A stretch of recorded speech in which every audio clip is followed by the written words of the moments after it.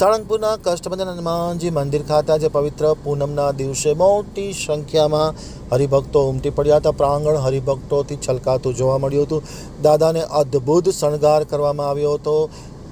શણગાર આરતી અને મંગળા આરતીથી ભાવિકો ભાવ વિભોર બન્યા.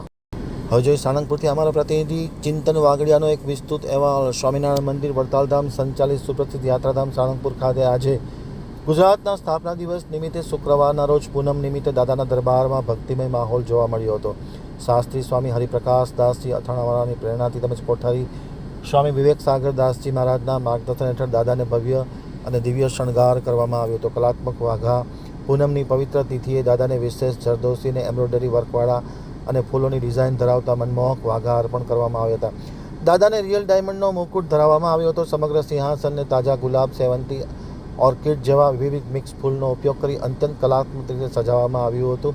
ફૂલોનું સુગંધથી પ્રાંગણ મહેકી ઉઠ્યું હતું. સવારે 5:30 પૂજારી સ્વામી દ્વારા મંગળા આરતી, 7 વાગ્યે પરમ પૂજ્ય શાસ્ત્રી સ્વામી હરિપ્રકાશ દાસજી અથાણાવાળા દ્વારા શણગાર આરતી કરવામાં આવી હતી. પૂનમનો દિવસ હોવાથી વહેલી સવારથી જ મોટી સંખ્યામાં ભાવિકોની ભીડ જોવા મળી હતી અને દાદાના દર્શન કરી હરિભક્તો ભારે ધન્યતા અનુભવી હતી.